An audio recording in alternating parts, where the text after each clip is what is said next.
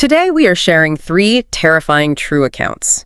They reveal the hidden dangers that are lurking in, well, the convenience of modern technology. We're talking about how a small, common device, one that's just designed to help us find our lost keys, has become a perfect tool for stalkers. The result is paranoia, legal nightmares, and shattered lives. These are stories of AirTags turning into instruments of fear. So, we're not talking about ghost stories here. We're talking about real-world horror experienced by real people. And our purpose here is to really lay out the facts of these incidents. It provides a chilling look at the vulnerability created when these everyday tools are weaponized. So listen closely, because the danger here is, well, it's often silent and invisible. We begin in late November 2024. The first story is about an 18-year-old named Ashley. She was at the Walden Galleria Mall in Buffalo, just doing some Christmas shopping, Zara, Sephora. The mall is starting to close, it's emptying out, and she sits down near the tall Christmas tree just to kind of collect herself. And that's when a man sits down next to her. He looked like, an innocent older guy, maybe 62. He was joking, seemed totally harmless. He tells her he's been coming to that same mall since it first opened. And then, crucially, he says that Ashley looked like his daughter.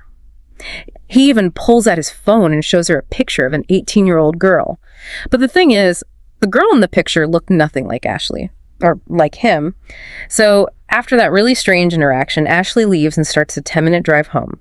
Just before she pulls into her driveway, it's on a cul-de-sac, her phone buzzes, she gets a message, "AirTag found moving with you." That speed is important. The alert comes almost immediately. Panicked, she drives back down the street and forces the AirTag to make a noise, a little chirp. And she hears this faint beeping sound coming from one of her shopping bags. It was the Sephora bag. She digs it out, finds his little white disc, and just throws it out the window. Then she floors it back to her house where she was alone. Her brother was out. So she runs inside, locks all the doors, tries to calm her nerves, and then the doorbell rings. Okay. And that's immediately followed by 3 loud, distinct knocks. Then a muffled man's voice calls out, "Hey, Ashley, I think you might have my AirTag." Horrifying. It confirmed he wasn't just tracking her location, he was physically following her car. Exactly. Ashley instantly realizes it was the man from the mall. He must have slipped it into her bag. She calls her brother, Cody, who, despite sounding a little intoxicated, insists he's coming home right away. So a little time passes. She thinks maybe the man is gone. She tries to distract herself, turns on the TV. And then out of the corner of her eye, she sees movement. She looks up, and the old man is standing right outside her window. His face is pressed against the glass. He smiles when she notices him. He taps the window and then says something so chilling. "Don't pretend you don't know I'm watching you." Cody and the police arrive soon after, but of course the man is gone. The officer said they found no footprints or anything. Ashley tried to contact Apple to track the owner, but the process was just too complicated. The trauma remains. And the worst part is her fear that the picture he showed her. What if it was of another victim, someone he kidnapped or worse? And what really stands out here is that immediate threat. The technology allowed a casual 5-minute conversation to turn into an instant physical tracking that led him directly to her isolated home. It's terrifyingly efficient. Our second case moves from that immediate physical danger to a more persistent, invisible threat. This happened to a woman named Claire. Claire had just moved to a new city for a work promotion. On a Tuesday evening, during her 15-minute commute home, she gets the exact same notification. "AirTag found moving with you." But the app indicated it had been tracking her for over an hour. So she pulls over and checks her car completely. The back seat, under the seats, glove compartment, even the trunk. She finds nothing. But her phone keeps insisting it's there with her. She had no choice. She had to drive home, leading the tracker directly to her apartment. And that's where the paranoia really sets in. The device is invisible, but the threat is constant. It's a psychological burden. Completely. The next day, after trying to just ignore this constant worry, she spends a full hour searching the car again, and she finally finds it. This solid little device tucked deep into the crack where the back seat meets the car's frame. She immediately took the battery out to disable it. She said the thought of someone watching her every move for days, maybe weeks, felt just utterly exposing. The very next evening, Claire gets home late from work, and she freezes. Her apartment door is wide open. She lives alone. No one should have been inside. The police came, but they found no definitive evidence. No forced entry, no fingerprints. They just kept asking if she had a history of being stalked. Claire moved out, of course. But the most chilling detail from the investigation was that the door wasn't damaged or broken. The report said it was simply unlocked with a key. That detail changes everything. This account highlights a total violation of personal sanctuary. The stalker didn't just track her location. They achieved a level of access. The key that went beyond the technology, confirming this person knew her intimately. They were just waiting for the right moment. Which leads us to our third case. This is perhaps the most horrifying because it's about weaponizing this technology for something other than a physical attack. It's about framing someone. The anonymous narrator had just broken up with his ex, Devon, who he described as psychotic. He goes to a party and hooks up with her friend, a woman named Taylor. In the chaos of the night, his wallet disappears. And he realized later his AirTag was in that wallet. So he does what you expect. He tracks the AirTag. It leads him to a local gym, but the moment he steps out of his car, the AirTag goes offline.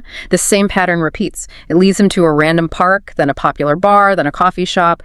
Every single time, as soon as he arrives, the tracker goes dead. That's a sophisticated move. It means someone was watching him approach and manually disabling the device, likely by just popping the battery out. Right. He was being lured. The pattern eventually leads to these embarrassing outbursts. He gets physically kicked out of the bar by a bouncer after confronting random people, trying to find his wallet. He looked unhinged. Weeks go by. Then he's jolted awake one night by the sound of shattering glass. An intruder tears through his house, stealing a laptop, a monitor, and other electronics. A week after that, the trap springs. The police arrive at his door with an arrest warrant for suspicion of stalking and a search warrant specifically for a hidden journal. He was arrested on the spot. It turns out his ex, Devon, had spent months building this elaborate case against him. First, she had pictures of him at the gym, the park, the bar, all the locations the AirTag had lured him to. Second, she had fabricated these really disturbing, harassing messages that she claimed he sent to her phone, causing her, great stress. And the final piece of evidence, the smoking gun, was the journal. It was planted in his house during the break-in, and it was filled with these psychotic-sounding entries detailing Devon's daily schedule. It was damning. This is the ultimate horror. It's not just tracking. It's using the technology and psychological manipulation to weaponize the legal system itself. The evidence was so overwhelming, he was actually advised to plead guilty to crimes he did not commit. He said it felt utterly disgusting, and he genuinely thought his life was ruined. His salvation came from a very unexpected source. The man Devon was sleeping with. She had tasked this guy with planting the AirTag through her friend Taylor and taking all those inconspicuous photos. He confessed to the police when Devon started talking about planting more evidence in the house. He finally drew a line. Devon admitted to everything.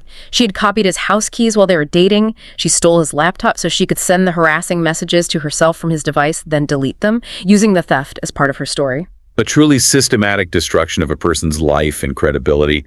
The AirTag just provided the proof to make the whole lie feel real. These three accounts, they really show an escalation. You go from the immediate physical danger that Ashley faced to the profound personal invasion that happened to Claire.